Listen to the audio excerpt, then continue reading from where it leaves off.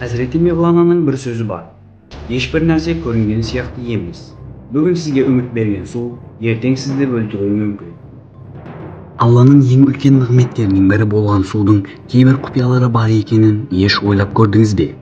Сізге судың адамдар сияқты сезімдер бар екенін және жақсылық жамандықтан әсерленетінін айтсам не дер едіңіз? Суда біз сияқты бақытты және жасалынған жамандықтар нәтижесінде ашулы болуы мүмкін бе? Жасалынған ғылыми зерттеулер судың да адамдар сияқты сезімдер болуы мүмкін екенін көрсетті. Мен де сіздер үшін бір зерттеу жасадым. 4 түрлі ыдысқа бірдей мөлшерде күріш және су құйдым. Бұл 4 ыдыстағы суға өзім таңдаған 4 сөзді күнде кешке сөйледім. Бұның мағынасын білесіз бе? Адам денесінің үлкен бір бөлігі судан тұрады.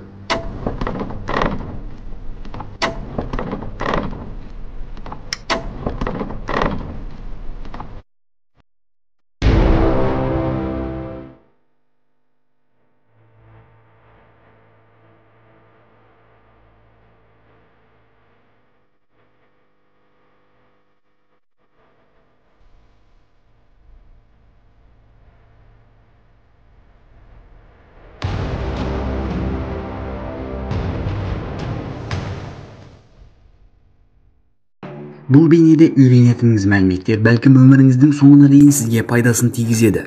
Бір сұрақпен бастағым келеді. Бейнені тамашалаған үлкендер болса біледі. Бұрындар жас кезімізде, жаман түс көрген кезімізде үлкендеріміз бұл түсті суға айтуымыз керек екендігін айтатын. Бұны бізге айтқандар ақымақ па, әлде біз білмеген үлкен құпияны білетін бе еді? Мә қойшы, түсіңді суға айтып бересің бе? Суда бұны тыңдайды деп айтатындарыңыз. Бейнені соңына дейін тамашалауды ұсынар едім. Себебі әлемде болып жатқан жамандықтар, бүкіл жаман оқиғалардың, соңғы уақыттары тез көбейген аурулардың себебі және оларға шара сіз болжай алмайтындай дәрежеде судың ішінде жасырылған. Дайын болсаңыз, бастаймыз. Барлығының басталған кезіне барайық. Бір хадисте айтылуына қарағанда, ең басында ешбір нәрсе жоқ еді. Тек қана Алла бар болатын. Жердің және ғарыштың жаратылуынан кейін Алла тағала бұл затты, яғни суды жерге жібереді. Және жер бетінде өмір басталады. Адаммен танысып, адам суды өмірінде пайдалана бастайды. Осылайша қазіргі таңға жетіп келеміз. Адамзат суды өмірінің әрбір алаңында пайдаланып келеді. Судың арқасында тазаланып, тамақ пісіріп, тіпті суды қалай пайдаланып жатқанымыз туралы осылай айтып жалғастыра берсек болады. Осыларды жасап жатқанда еш ойлап көрдік те, бұл зат не зат деп.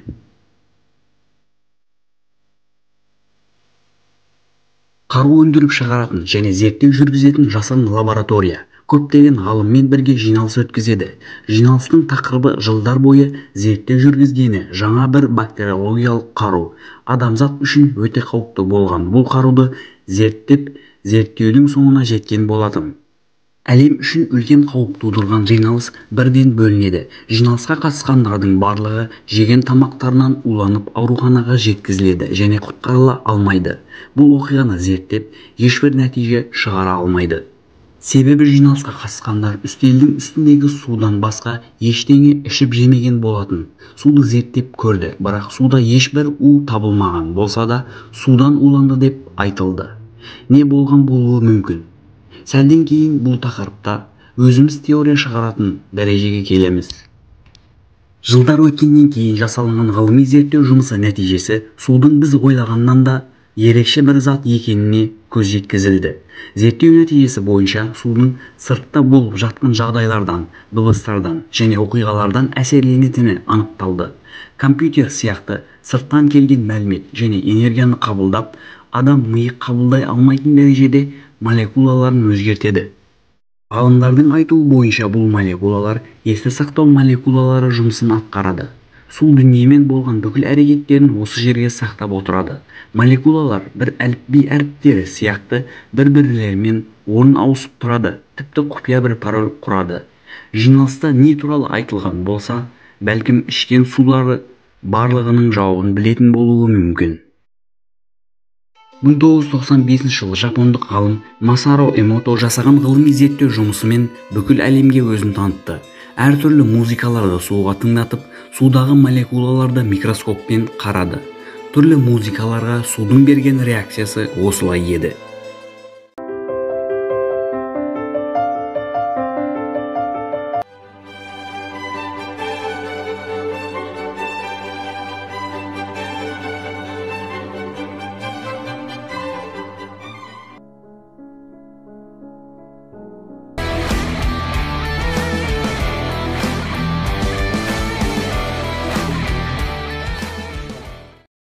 Осымен тоқтап қоймай, түрлі діндердегі дұғаларды суға оқып алған нәтижелері осылай.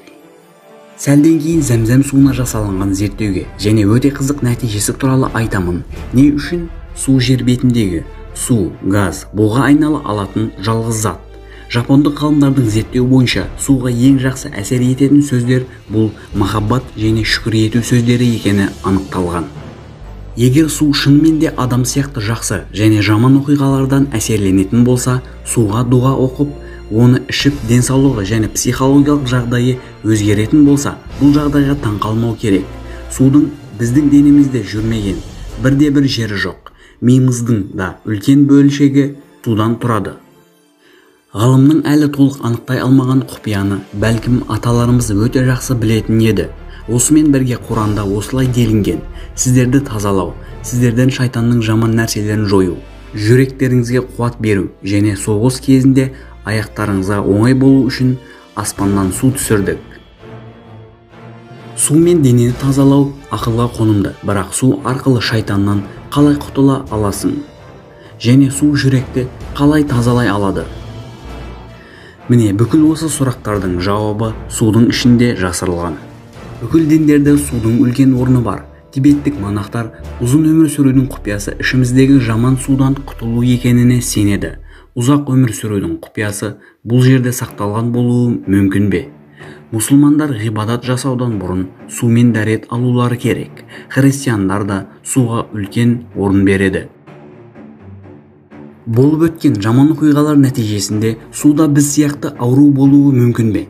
Зерттеулер нәтижесі бойынша суда болған түрлі химиялық тазалаулар судың биологиясына зиян келтіретін фильтрден өткізгеннен кейін жүйедегі су үйімізге жетіп келеді. Бірақ бұл су біздің үйге жетіп келгенге дейін болған бүкіл жамандықтарды есіне сақтап алады. Мыңдаған километрлік трубалардан келген судың жинағаны кір мәліметтер және негатив энергия барған сайын күшейе түседі. Су үйімізге жетіп келгенше бүкіл жаман энергияны жек көруде өзіне жинап алады. Денемізге кіргенге дейін өліп қалғандай болады. Венесуэлада жетіп бару өте қиын болған жер бар. Бұл жерге жету үшін 3 күн бойы жаңбырлы орманнан өтуіңіз және 800 метрлік тауға шығуыңыз керек. Осы себепті бұл жерге ешкімнің қолы тимеген су бар. Зерттеушілер ол жердегі суды зерттеп көреді. Венесуэладан алған суды қарапайым ішетін сумен теңдестіріп көреді. Венесуэладан алынған судың қарапайым судан бірнеше есе актив екенін анықтайды. Бірнеше есе актив емес, 40 000 есе актив екені анықталды. Осы сияқты су денені және бүкіл жүйені жылдам актив ете алатын қабілетке ие. Бәлкім, кейбір жерлердегі адамдардың ұзақ өмір сүруінің құпиясы осында. Денеміздегі органдарға қарайтын болсақ, олардың көп бөлігінде су бар екенін көреміз. Ал бұл зерттеуді дәрігер бір адамның қанын алып микроскоппен зерттей бастайды. Нәтижеде молекулалардың қимылдамай өлген халге жеткені анықталды. Ал бұл жағдай болашақта көптеген аурудың пайда болуына бір белгі беріп тұр деген сөз. Артынан таза және ерекше су ішіріліп, тағы қанды тексеріп көрген кезде жасушалардың активті түрде әрекет етіп, бірін-бірі итеріп жатқанын көреді. Барлығына қызық болған зәмзәм суы туралы не ойлайсыз? Жапондық ғалымның зәмзәм суына жасаған зерттеуі өте қызық. Зәмзәм суына азан тыңдатқан ғалым су молекуласының осылай түрге айналғанын көреді.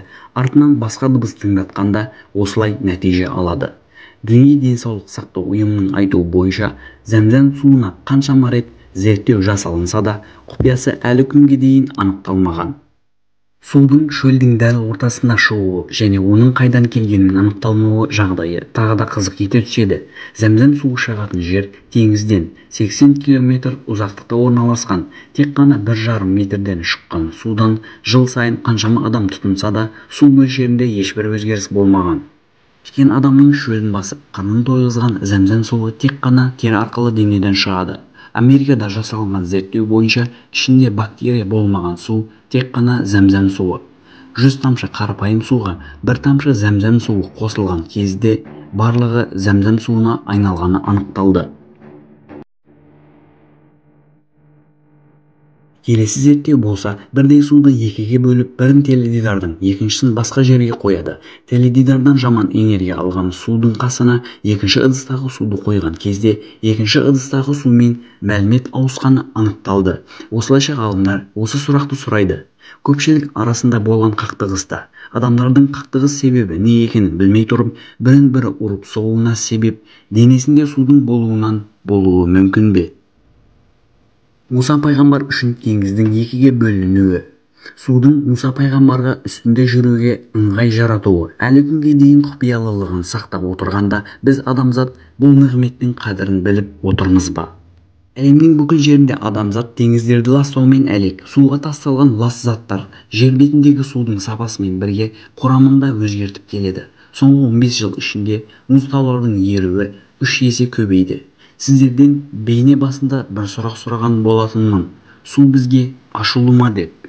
Сіз жауап беріп көріңіз. Соңғы 35 жыл ішінде табиғи апаттардың саны 2 есеге өсті және күн өткен сайын көбейе түсуде. Елімізде және әлемде болып жатқан апаттар саны барған сайын көбейіп бара жатқанынан хабарыңыз бар шығар. Адамзаттың бүкіл жаман істерінен табиғат бізден кек алып жатқан болуы мүмкін деп ойлап көрдіңіз бе?